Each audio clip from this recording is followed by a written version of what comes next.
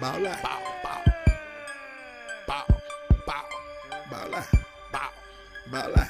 bow. All we do is bow. Ball out. Bow, bow, bow. Ball out. Ball out. Ball out. Me and my hitters go all out. Ball out. Ball out. We about to take them all out. Ball out.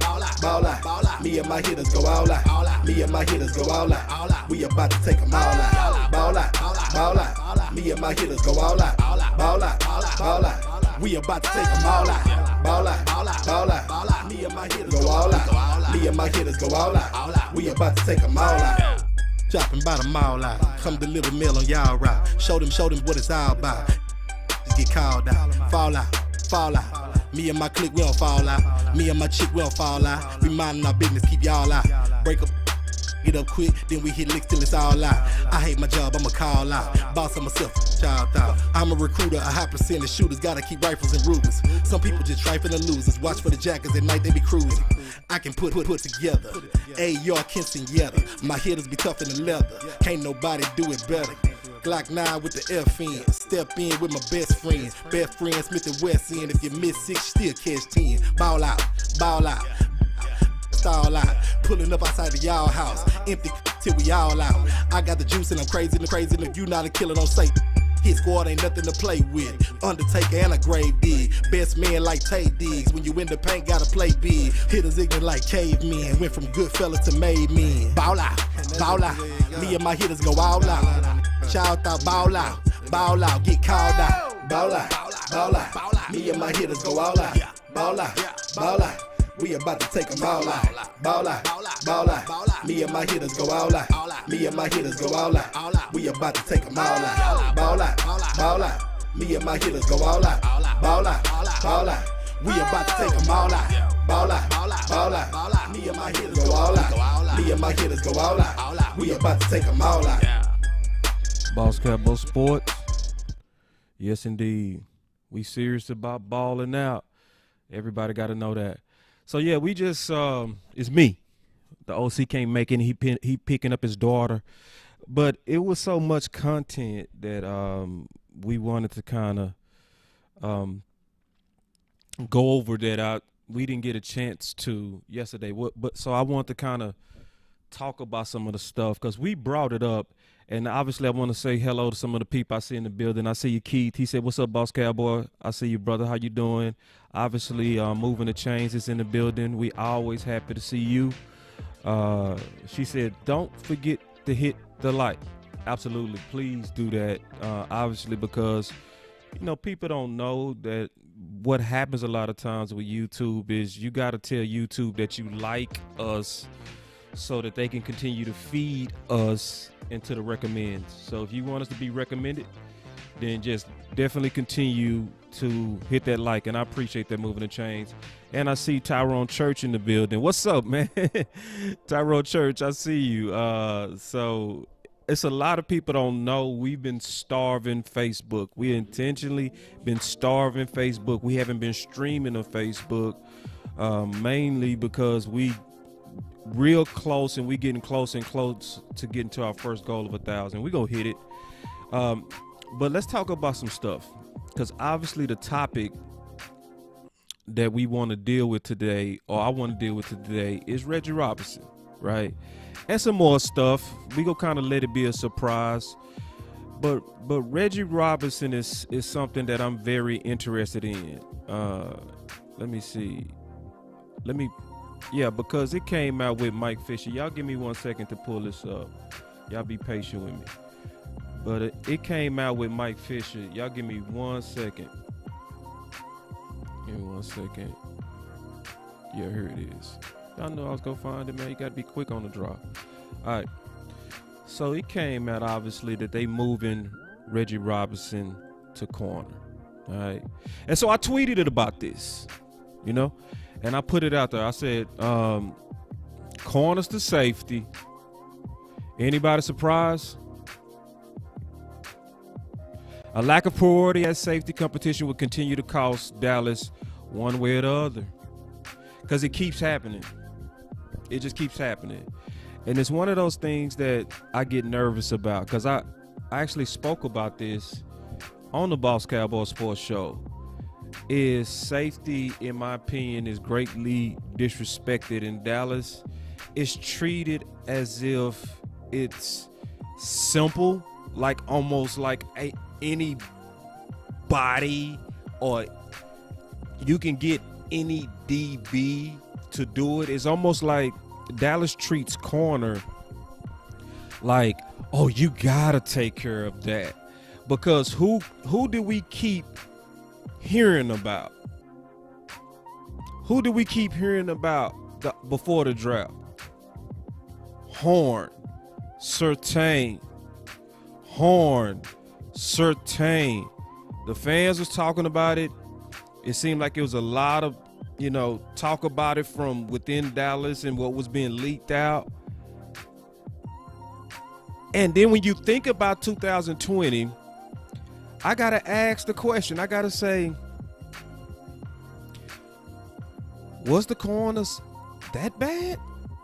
Because when you think about it, the only person that was really kind of like the major liability was Diggs, right? In terms of getting beat for touchdowns, and Anthony Brown. But the Robinson boys, you hardly heard their name. So it's one of those things to where it's like corner is always treated like we gotta fix that. And safety, like you can look at safety last year, especially in the first 5 games, that is what truly cost us those games easily. So, and it's one of those things to where then when you look out and you see Robinson, who actually played corner and safety in college, but he come in, they move him to safety, then they move him back to corner, then they move him to safety. But everybody want to fuss at me and say, boss, what's up with you with this ideal of Cox potentially at safety? So this is what's going on with the Cowboy fans and going on in the offseason. This is why I call the offseason the time. Thank you, Tyrone Church. Hold on real quick. See, Tyrone. See, I love when Tyrone hit the building. When you hit the building, man, I get good stuff out of my boy Tyrone. Better call on Tyrone. So check this out. Yeah, 12th ranked pass defense, right? But you kept hearing, like to Tyrone's point, you kept hearing about corner, right? But going back to Reggie Robinson and what they was doing, they, safety to corner to safety to corner. What did they do to Byron Jones? You're a corner, but we drafted you because you was a safety. But then you also played corner. But then what did he end up being his best fit? Back to corner. So we doing that exact same thing with even Israel, sad to say. I just got to tell you the truth. We doing that exact same thing with Israel right now, where we taking people with corner instincts and we're putting them literally at a position they might not fit. So when you look at Israel, right, it was always obvious that he has good body mechanics. So you'll see like Tyrone Church, when he was talking about him, he spoke highly on him and everything he said, how he moved, his size, all of that. Everything was correct on that. It's one thing you can't see, though, when they come out for the rookie camp. You can't see how they thump. You can't see that. You can move good. You can look good. You can be, have the hips. You can have all of that. But do you have the safety mentality? Because there's a certain safety mentality that safety's got to have. I used to always say this when I was co-hosting with West Coast. I used to always say this. Real safeties play with a screw loose in their head. You got to see somebody that's willing to be crazy enough to run into people. You got to. You don't see that with Israel. You don't. Being all the way honest, you don't see that. I mean, you can try to get hype over it, but it's not in this tape. You don't see a hitter. You do see a guy that will go get the ball. So I'm going to explain this really quickly. The instincts and playing the position of corner is way different than safety. So I'm going to tell people one major thing that you have to factor in: communication. A lot of people don't factor in communication. They don't do it at all. See, because what some people don't know is that the corners get their cues from the safety. The safeties tell the corner what to do. Sometimes you can be smart and you can be the type of corner where you pay attention in the film room enough to where they telling you based on certain motions and based on certain adjustments, your assignment changes. So when you see it happening on the field, you make the adjustments yourself without the safety even giving you the call. But generally, the safety is going to have to give you the call because you got to try to imagine what's going on. Try to put yourself on the field and try to imagine looking in front from a safety's point of view, and they basically seeing everything because they're back off the line of scrimmage. So when a safety sees a motion or a change to the offense, they have to communicate that because they're going to see it. But then you got to also think about the habits. If you've been playing safety all through college, it becomes second nature to communicate to the corner. You just automatically do it. Hey, it's a blue call. Blue. Silver. And you know, and then I would know what that means. Oh, silver? Okay, yeah, man coverage press. Or blue, soft cover 2, right? And I would know based on the call. But then think about a corner making that change. We used to, I'm telling you from playing the position, we're used to being what my coach used to call brain dead. We didn't have to think. We relied on the safety to think. So in the pressure of the moment, you got to imagine what a corner safety is going through. Your whole career, you're used to one guy talking to you. You got to be the guy that have the habit of talking to now the corner, because you're a corner safety that they put at safety. And you got to be the guy that says, hey, this is silver. He just went in motion, or bump down. So if you freeze in a moment, that brain dead corner is going to run the wrong coverage because you're not even in the habit of communication.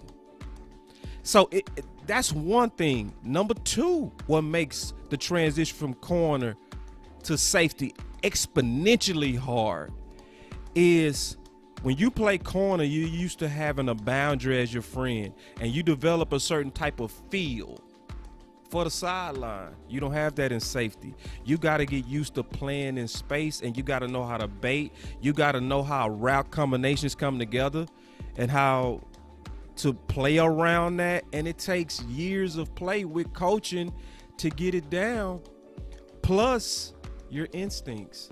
So when you look, right, and you say, damn, Dallas, what's up with the merry-go-round? Why do we keep saying, right? Why do we keep saying corner to safety, safety to corner, corner to safety, safety to corner? It's because of the stuff I'm telling you.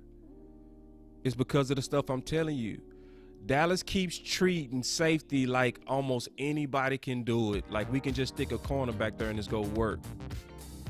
And in reality, it doesn't work like that. It doesn't. It's a lot of habits that it takes years to develop.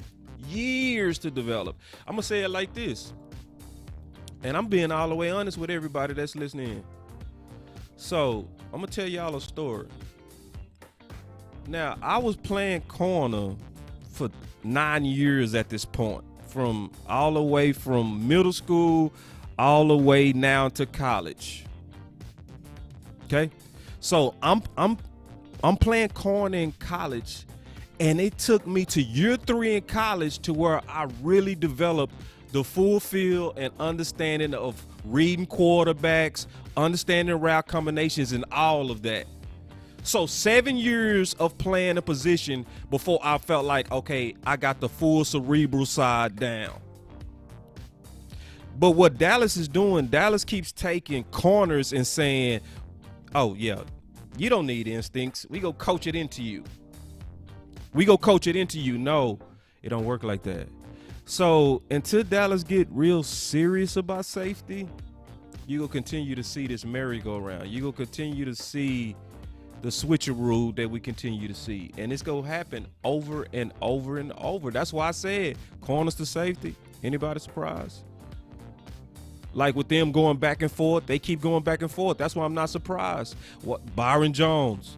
Oh, he was okay as a rookie. Let's try him at safety. That didn't work out so well. Let's put him back at corner. Reggie Robinson. That didn't work. Let's corner, safety, corner. Why don't you just get a safety? And then people keep telling me that hate because they hate the Cox idea. And what's amazing, I don't get our fans. This is why I call the offseason the time of illogical optimism.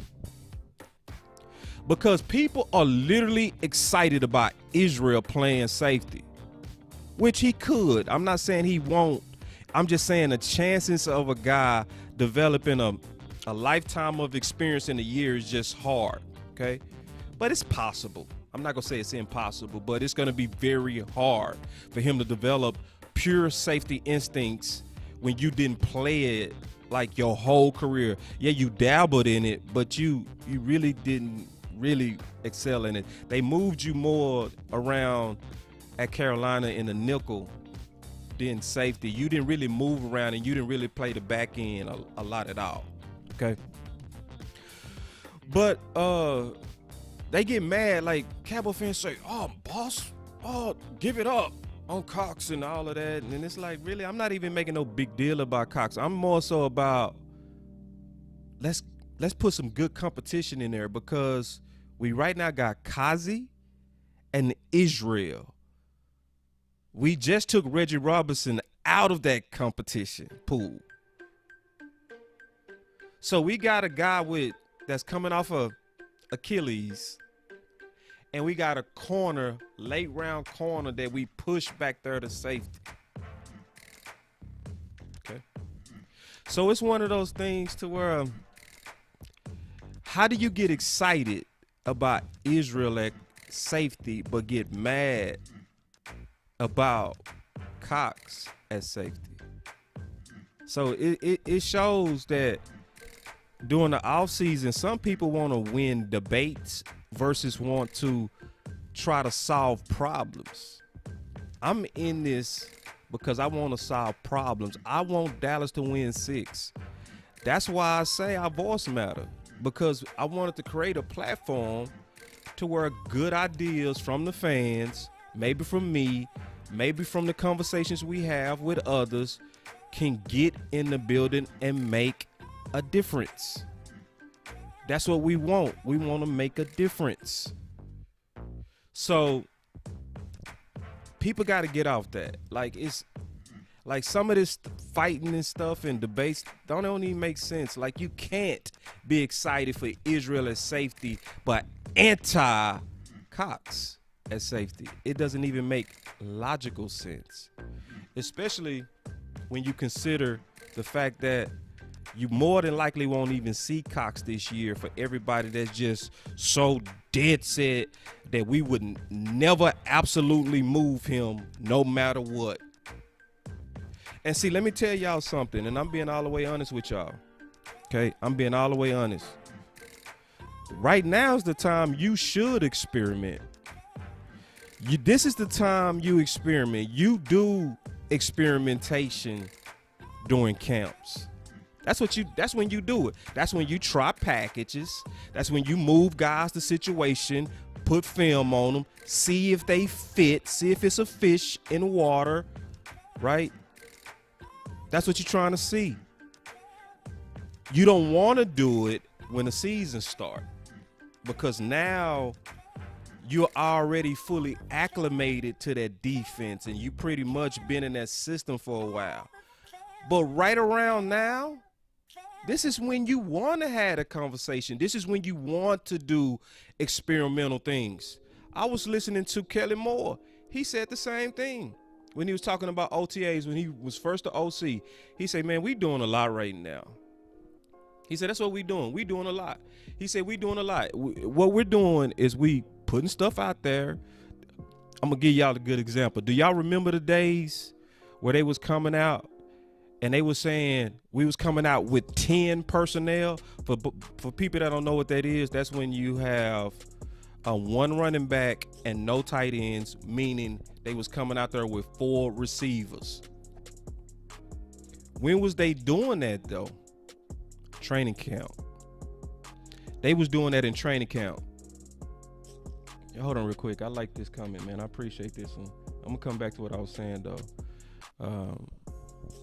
My boy Brandon said, boss, I want to thank you, Okoye and the OC, for the great knowledge you give yesterday. You opened my eyes on Cox. I appreciate that, man. Like, it's because that debate is hard, and that one, you know, it take time. Like, I was talking to Moving the Chains, my brother Brandon, and I still know we didn't do a good enough job like we can. Like, one of the things that's going to really kind of open up eyes better is when I told Moving the Chains I'm going to do a better job at this. Like, I'm going to actually have to diagram what really happens to cause safeties to switch. So we was talking about Donovan Wilson, right, and how he's labeled a strong, but we pointed out that a majority of his snaps was at free. It wasn't that they changed his title. The offense that they was going against dictated what his responsibility was going to be based on their changes. But I have to show that so that I make it real simple and it comes together. I'm also do a better job of explaining packages, because a lot of people don't understand that the defense is always packaging their defense based on what the offense is doing. So that's why you can't have 12 men in the huddle, because that's deceptive. Because then you have 12 men in the huddle, you run off one of the guys, and you run out there to the line of scrimmage. You didn't give the defense time to put in their package. That's why they got that rule. So, for instance, when I was in college, I was the nickelback. So I was the third corner, all right? So when I was the third corner, I always used to have to be, come on, son, real quick. My son's saying bye. Y'all don't. Yeah, man, y'all got to give me a second. All right, boys. Love you, man. Tell Dallas I said bye. All right.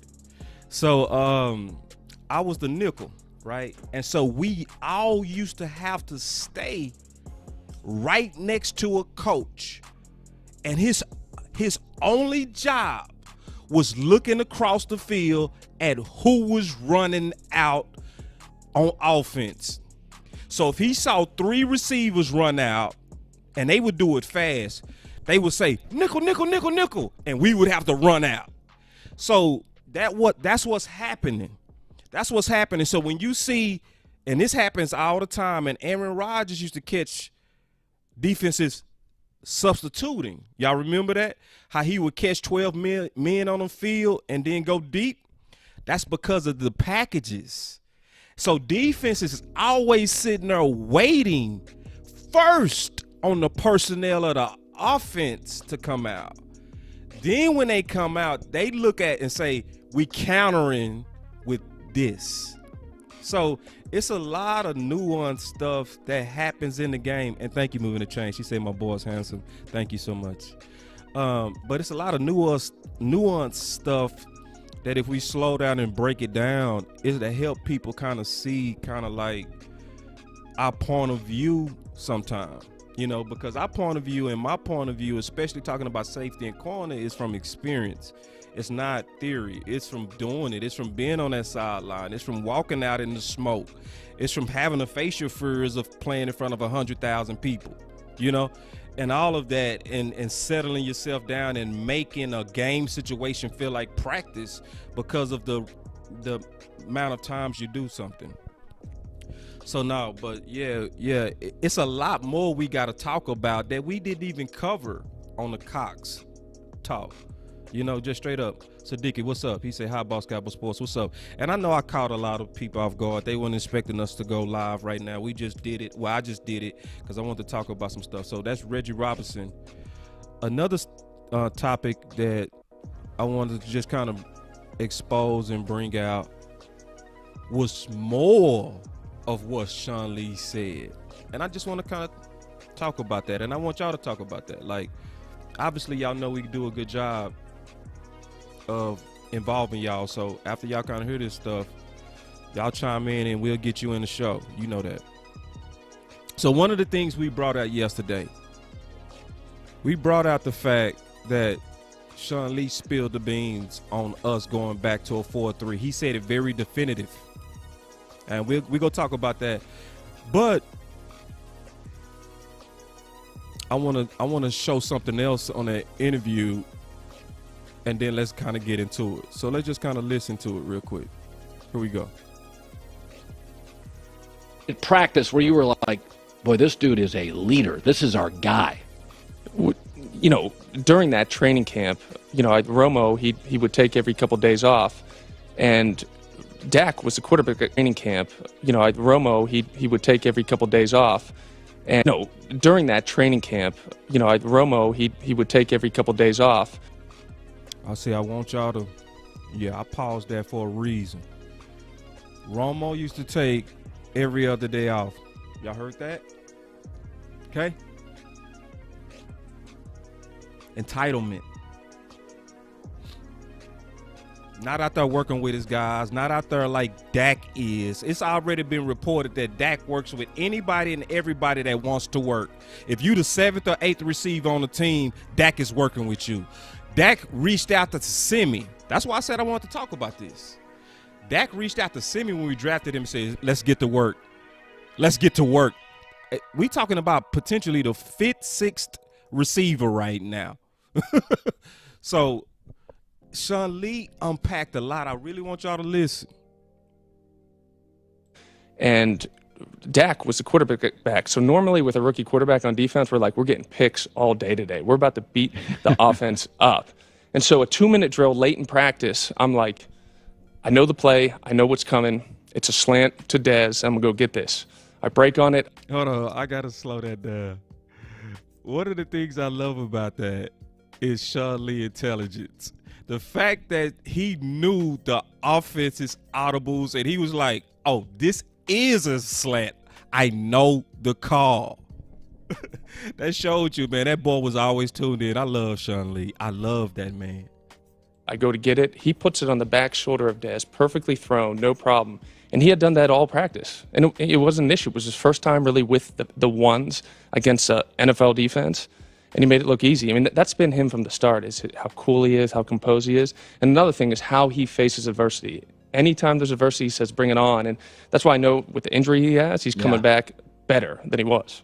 Was it... See, amazingly, there are still fans that don't believe in our quarterback. Amazingly. Because Colin asked him, he said, man, when did you know Dak was special? Right? Sean Lee, I heard this story about 20 times from Sean Lee. This might be somebody else's first time, but I heard this story.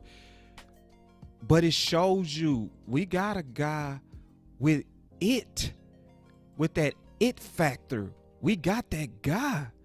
He said, basically, when it was rookies, quarterbacks, it was, I've been here for years. I know how the game go. This is a rookie. We getting ready to eat. We getting ready to get interceptions. We getting ready to turn these guys on their head, and we finna show out. He said this was Dak's first time. And he said even knowing what they was going to do, Dak was putting that ball so perfect I still couldn't get to it. So you know the slant coming and you can't get to it because of the ball. This was the first time Dak was with the ones. So what I'm hoping. Oh yeah, April Showers. Oh, I love your comment right here. Ooh. Don't talk that talk. April Showers, I was thinking the same thing, boy. I swear. I think you're right on this. April Showers said, I think Sean could be an analyst too. I was thinking the same thing. I was just like, it's going to be hard for him to coach for us because somebody go offer him some money to get on television. Sean Lee is very articulate. Character just oozes out of him. Leadership just oozes out of him. And the way that he is on camera, man, he's likable. And I think that's what a lot of television is. It's not even how gifted you are. It's more so is, do I get a warm feeling even just listening to you? And you get that. But enough of that. I would, to your point, April Showers, want him to be a coach. I would. Excellent point. And then Brandon Boy said, let me put your comment here. Like I said, I'm gonna put you on the show, man. That's, you know how we do. Yeah, Sean Lee spitting facts on Dak, the great. Yeah. And the reason why I want to actually bring that up, because hopefully this is the year that I want the division against Dak to stop. There's still a segment of our fans that hate Dak. I'm just praying that, come on, y'all, like Sean Lee just said again publicly that, hey, man, I've been around this guy. He thrives in adversity, right? And I always was asking the question. I always said, man, how does he do that? Because most people, not just quarterbacks, most people break under intense pressure. And I used to say, damn, it seemed like every time the world is against him, he plays his best. I mean, epic best. Give you some examples. So as a rookie, when he came out on a preseason game, and he would have had his first preseason game, he would have had a perfect passing rating. If Swam wouldn't have dropped 2 balls, right? Out the gate. What was happening around that time? People forget. We was shopping for Nick Foles. People forgot that. Because Romo went down and we was shopping for a second-string quarterback. So Dak knew his destiny was on the line if he didn't perform in that preseason. He knew it. Pressure. What did he do? Almost a perfect passing rating. The pressure didn't stop. It didn't stop. People thought, oh, that was it. Everything. No, it wasn't fine. You know what Jerry said right after that game? Because remember, Jerry was betting against Dak. Jerry never wanted Dak. Jerry never believed in Dak until late in the season, right? Jerry went out there and said, let's not put him in the Hall of Fame quite yet. Like, damn, Jerry. Romo hurt. Why don't you instill some confidence in your quarterback? No, he didn't do that. Let's not put him in the Hall of Fame just yet. Is that the tone you want with the guy that's carrying your team right now? What did Dak do? Come out with another major passing rating against Seattle. And remember, they played the starters for 3 quarters. So you sitting there looking at, this is what Dak can do, right? And everybody knew Dak was not going to unseat Romo unless he played perfect. Perfect was the standard to unseat Romo. Everybody knew, oh yeah, when Romo come back, he's going to start. The only way he won't is Dak and this team got to get so hot that you can't remove him. What did he do? We know. He broke like over 15 records in the first year. It didn't stop. The pressure was on all the way to like week 15. Because remember, we lost to the Giants and everybody was saying, are they going to bench Dak? Even though he done already at this point won 11 straight. They were saying, are we going to bench Dak? That's what the media was saying. Is Romo go get out there? Because it was the Minnesota game, which he played good, but they called it bad, which was crazy. He had a 100-yard passing rate, and we pulled off the game. It was 6 holding penalties. We had all our chunk yards taken away on penalties, and we pulled that game out. But because it was only 200 yards, they called it a bad game by Dak. I was like, man, I can't do it. But anyway, the pressure was on. And then the pressure came all the way from the top again. Jerry came down from the ivory tower, and he said one of the weirdest, morbid things you could ever say. He said, I'm not trying to wish anything bad on Dak, but wouldn't it be special if Romo some kind of way came back and led us to a Super Bowl? Now, this is after Dak led us to win 11 games. What did Dak do under pressure? 89% completion percentage. Murdered Detroit. Murdered. He had 2 games with over 85% completions in a row under pressure. So when you see Sean Lee say, hey man, I've been around him, I know how he does it. I know this man. He go come back better after that injury because he's wired like that. He is. And so, like April Shaw would say, fate, fight, finish, right? But I think it's a little bit more than that. I really do, April. I think it's a little bit more than that with our quarterback. Because I was trying to figure out the sauce, because honestly, I want to apply it to my life. I was like, if I can figure out the secret sauce that gives this man mental toughness, it's going to make me have a better life. So I was always curious to what makes Dak so mentally tough. And I think he really said it when he was enumerated on a press conference. And I literally took it to heart, and I started doing better at a lot of stuff in life. And this is what Dak said, and this is why I think he has that mental toughness, because he said something that I'm not going to ever forget, that I literally took and applied to my own life. He said, pressure is a privilege.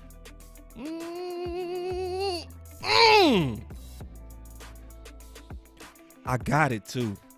So I just want to say something to everybody that's listening, because sometimes it get hard. We just went through COVID. A lot of people passed. You know, the economy was, went through some things. We saw some major tension in our politics. And these are times to where people get down. I want us to try to think like Dak. And I'm just saying that to be encouraging to the people that's listening right now. I just want to encourage everybody. And I've been doing this in it. When I feel the pressure of deadlines, when I feel the pressure of success, when I feel the pressure of trying to get my sons to be the best they can be, when I'm feeling the pressure, when I'm tired, I say that to myself, and it makes me better. It really does. It make me rise. When I feel the pressure, like we all do, the pressure of life, and I start saying to myself, boss, it's a privilege to do what you do. It's a privilege for you to have 2 boys. It's a privilege for you to be able to podcast. Don't feel the pressure as negative. Feel it as positive, because it's a privilege. That's our quarterback. So, I think that man finna rock. I really mean that. So let's get into something else that I want to kind of point out about Sean Lee's interview. Check this out. I get to be a Cowboy. Are you kidding me? In this facility, in this state, with the support that we can get. And even through all my injuries, what I loved was I got support from so many fans, no matter what I came back from, and teammates, and from Mr. Jones. So to me, I probably would have been out of the league a long time ago if I wasn't a Cowboy. And teammates, and from Mr. Jones. So to me, I probably would have been out of the league a long time ago if I wasn't a Cowboy. From Mr. Jones. So to me, I probably would have been out of the league a long time ago if I wasn't a Cowboy. And teammates, and from Mr. Jones. So to me, I probably would have been out of the league a long time ago if I wasn't a Cowboy. Yeah.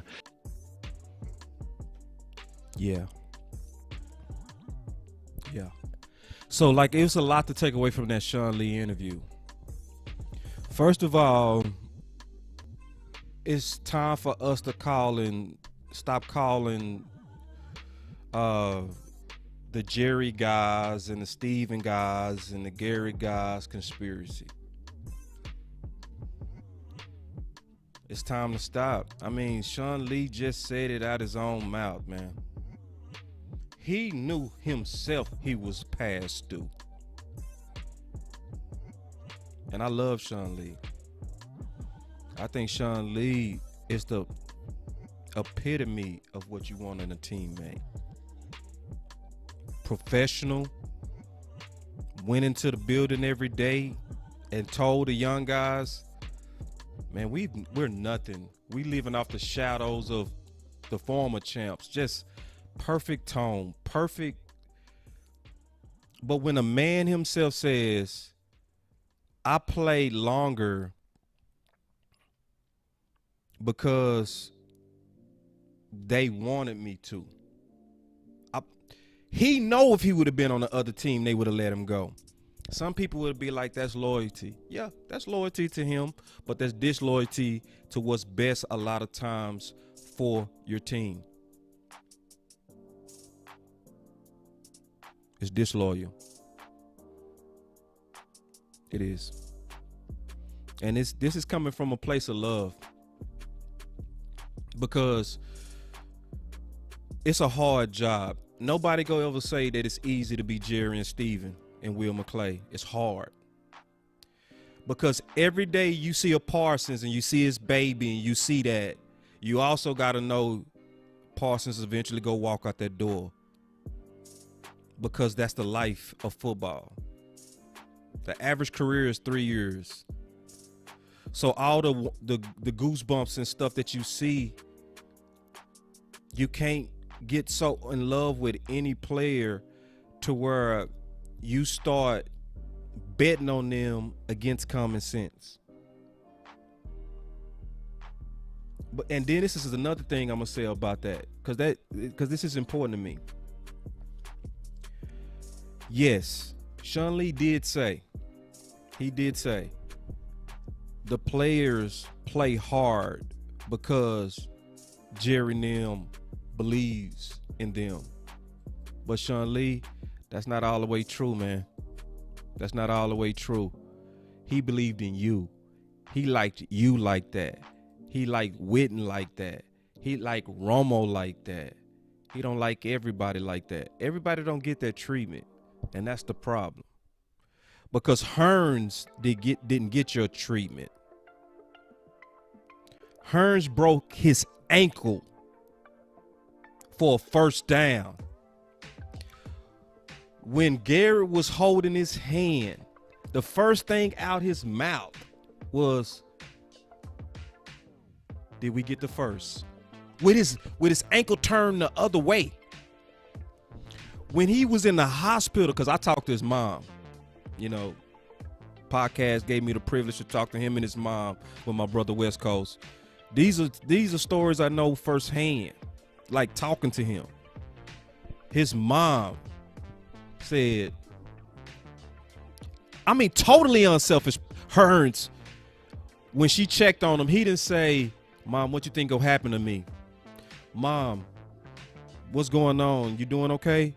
Or I'm not doing too good. How my ankle? The first thing he said in the hospital bed when his mama checked on him, I heard this from his mama.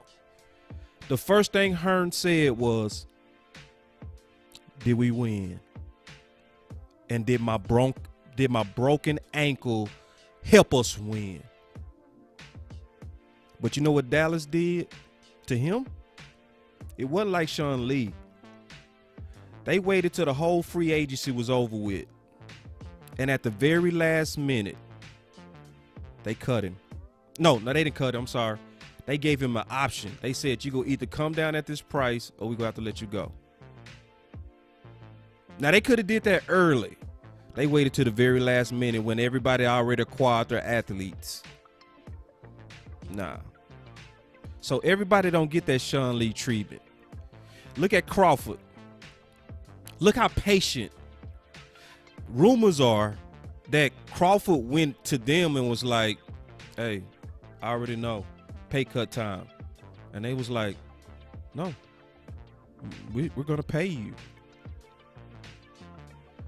So you got to ask yourself, what does that do to morale? What does that do to a locker room to know that certain guys get like unlimited lives, but then some guys get a short leash?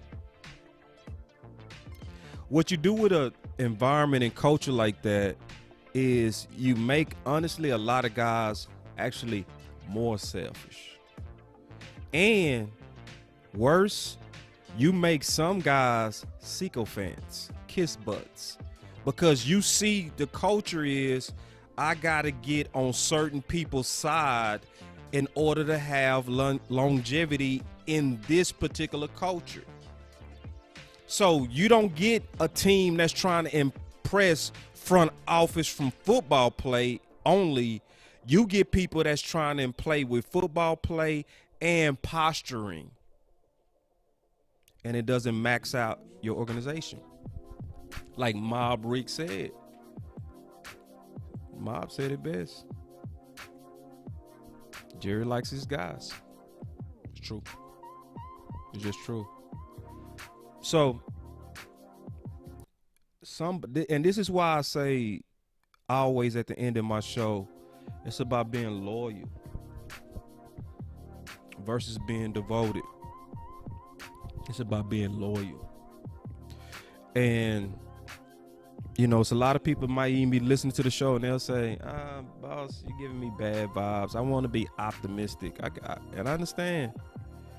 But sometimes you need those friends that's going to tell you the truth. That's going to tell you the truth that you need to hear. Yes, Siddiqui Charles. Or that Witten treatment. Yeah, let's talk about that. Perfect. Or that Witten. Exactly. Like, a lot of people was happy when they saw all those tears over Witten. I hated it. I hated it. Everybody was crying, just Garrett crying, sniffling. And it's like, that's because y'all got too attached, man. That's what happened. It's a cost to greatness. It's a cost. Rumors are Belichick and Brady didn't even do lunch for 12 years. Why? Because he always wanted to keep a degree of separation from Brady. He always wanted to be able to, when it was time to make the tough decision, Belichick didn't want his heart wrapped up in his quarterback. So he intentionally kept a distance. That's the cost of loyalty. That's the cost of greatness. So when you go watch New England winning and winning and winning and winning, and when you see the lack of entitlement in that organization, it's because the top make sure that they don't have an environment of entitlement. Yes, Jackie, absolutely. Yes, it's true. Witten did stop the growth of other tight ends. You could also say that with Sean Lee. He was trying to do it with Romo. He was trying. That's why he was saying week 14, wouldn't it be something?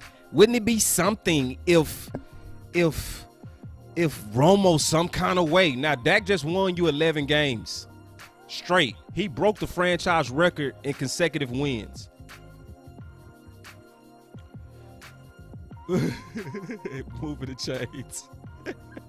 She said, why though? Why tears? I mean, Witten was good, but see, I want to answer that question. Like, good question too. It's because, like, remember, the Joneses took a boat trip every year, and guess who was there in the all-white parties with the Jones family? Romo and Witten. So, like, Romo and Witten used to kind of almost have a standoffish air Sean Lee said it. Do I need to play it again? He said every couple of days, Romo will take off. Entitlement. That's I'm in the club. Hey, boss, I'm taking off. Garrett, hey, I'm out. I got some steaks. You don't get that from Dak. I saw Dak Daddy. Ooh, Dak. Ooh, if you want to hear a fire interview, I'm talking about a fire interview. Go listen to Dak Dak's dad when he did an interview with my boy Walt. It was underground, but fire. Man, Dak dad said, I trained my son not to get too close to the Joneses. Ooh. He said, because you got to stay separate. You got to keep football, and you got to make sure your men respect you. Ooh. Woo! Woo! Woo! I said, Dak like that because his daddy. Dak trained him right. Dak daddy trained him right. He said, nah, don't see, because Romo style was different. Romo was good, but Romo was like a corporate quarterback. He was like, I'm in the club. Witten, I'm in the club, right? Sean Lee, I'm in the Jerry club. Crawford, I'm in the Jerry club. Untouchable. And I don't really do training camp. Was Romo. I'm gonna come out here, I'm gonna slang it a little bit, but I'm gonna go chill. So it's one of those things, man, that like as fans, we got to keep the pressure on. We can't get in the off season, in my opinion, and then just kind of get to where we're like, everything is going to be okay. Because if you ignore red flags, they continue to happen. I don't care what it is, friendships, relationships, lovers, wives, husbands, jobs, business relationships. If you can't, if people doing stuff and you can't go talk to them and say, hey, we need to make some changes because it's affecting us, you gonna have failure. So, and we gonna be talking about year 26, year 27, year 28, year 29, still hoping in the Super Bowl. Because yes, we make the personnel changes. Yes, we get the players. Yes, we get the coaches in here. But if we don't change the culture, you still decrease your chances of winning. I'm not saying we can't win a Super Bowl. I'm saying in a game of inches, why give a mile? Right? Y'all remember the Raiders game? You remember the game was on the line? And that man went down there. He got a card. He put it in between the chains, moving the chains. He came out with a smile and said, first down. So many times in football, success literally comes down to the smallest thing. So why act like culture in politics is not an issue? Why act like favoritism and stuff like that is not a major hindrance to our chance of winning?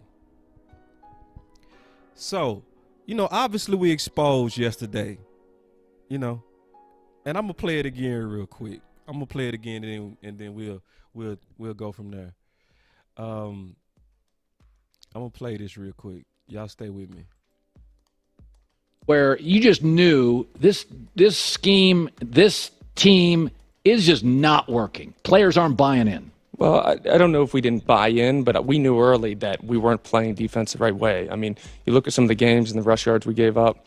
Some of the times our offense early was playing great. Dak was playing unbelievable, and we weren't able to support them. I'll say this, though. We did fight as the year went on, and defensively we slowly got better and better. Now, I think with Dan Quinn kind of going back to a defense we've played, got better and better. Now, I think with Dan Quinn kind of going back to a defense we've We've played. Was there a point last year where you just knew this scheme, this? Yep. So the cat out the bag, the cat is out the bag. We going back to that 4-3. I've been telling people that, man. We going back to that 4-3, and that's why I bet on Jalen. Like, it's a lot of people like, oh, they ready to fire Jalen. And Jalen, listen, these CEVs are autographed by Jalen Smith. I don't give a damn. If Jalen Smith was a problem, I'll still wear these shades and say it. You understand? I ain't got no favorites like that. All right? I want to be clear. I don't care if he was a sponsor of my co-host show. I don't care that I did a show with him. And I appreciate it. I just want to be honest. And I want to be loyal to the Dallas Cowboys. And in being loyal, I'm going to tell you, when was they throwing up the picture of him as the predator and then the picture of a wolf? Y'all remember all this? Oh yeah, we forgot those days. That was in the 4-3. That was in the 4-3. And we made some moves this offseason that's going to help him. Urban is going to help him. Quitting is going to help him. And I'm not firing anybody. I learned some lessons. I learned some tough lessons from podcasting. I'm not firing people before they fire themselves. Because remember, we was out trying to fire Liel a couple of years ago. People forget that. But when we got McGovern, we drafted McGovern, just like they talking about Cox right now. We drafted Cox. Everybody was like, oh yeah, oh, the bubble, Jalen on the bubble. We drafted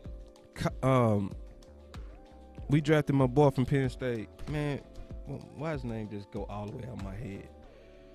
But we drafted him. People start talking about Liel is on the bubble. James Slater tweeted from my sources. They saying this is about Liel and potentially replacing Liel.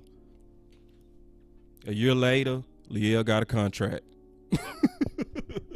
Yes, Bishop. Bohannon too. I agree. Yeah, so I'm not firing Jalen. I'm not firing LVE. I'm letting the grass decide. I'm not deciding early. I'm not. I'm going to let it decide. What I'm betting, though, is because of the system. He said we going back. You heard Sean Lee said, I don't care that they say we running the 3-4. No, man, that's smoke. They throwing smoke. They blowing smoke. They doing a smart job of deception. And I love McCarthy. I hated how Garrett. I'm going to tell y'all one story. I was at the training camp. This is sad. I was at the training camp. I saw a guy filming everything that Dallas was doing. Filming it. And he told me, he said, hey, man, I trained some of the Texans. I want my guy to do well, so I'm going to give him this tape so that they can have an indication of what Dallas is getting ready to do, because we was getting ready to play the Texans in the preseason. Gary just opened up the whole store. Hey, come look at what we're doing. Come look at how we're getting ready to attack you. Nah, McCarthy don't do that. And I like that. I like that. I'm glad that the media kind of sitting around like, because usually, think about the Garrett days. Under the Garrett days, everybody Twitter would be going off. Oh, look, LVE did this today. Oh, look like they was running the 3-4 today. They ran some 4-3. Oh, look, they came out of 10 personnel. We knew everything. Is that smart? How about, hell no. It's dumb. So I'm glad McCarthy smoke screening, diversions. We telling you we going right, but we really going left. I love you for that, McCarthy. So yeah, man, I definitely want to do just a show and let's talk about some stuff like the culture and talk about Dak and leadership and Reggie Robinson. So just y'all continue to help the movement, man. Continue to help the movement because see, I think it's not too many. I would even say podcasters that have my spirit. I'm gonna just say it like that. I'm not a guy and nor is the OC and the other analysts that rock with us. We not trying to be the breaking news people. We not trying to be the know-it-alls. I'm gonna tell you what Boss Cowboy Sports is all about.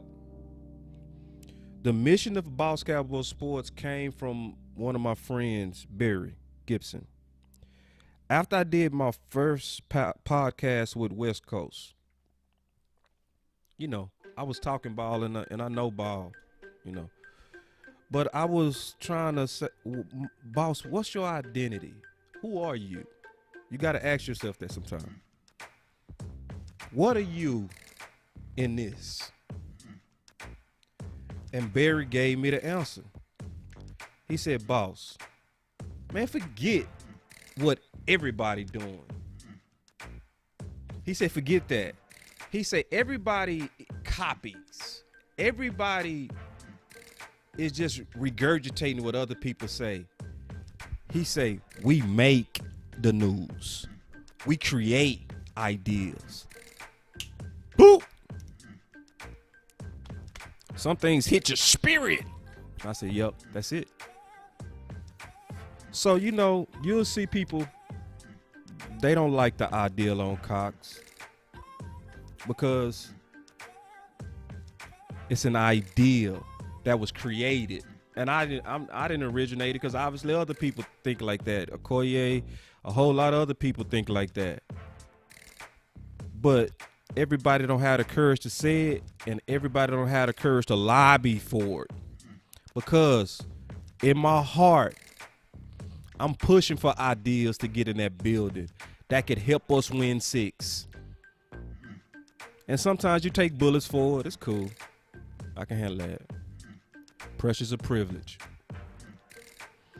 So y'all stay with Boss Cowboy Sports, man. We gonna be doing this a lot more. You gonna be seeing me a lot more. We streamlining a lot of stuff over here.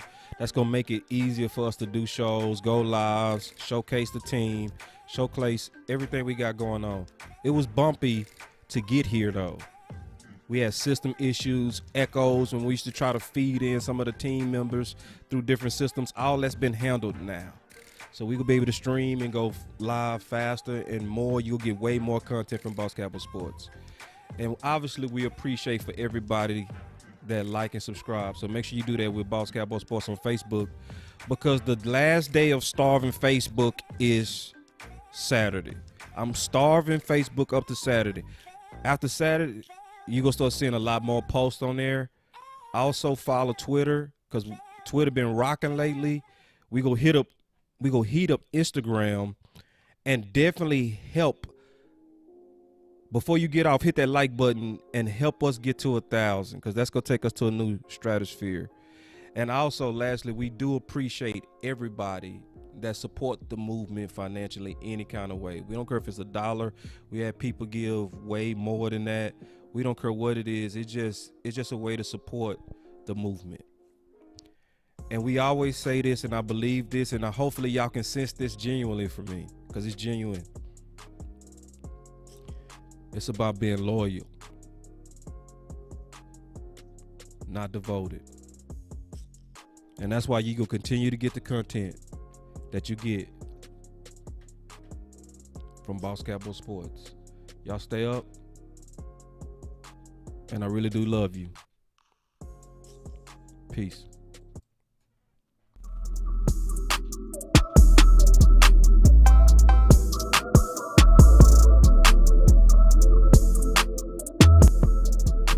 Boss Cowboy Sports, where your voice matters.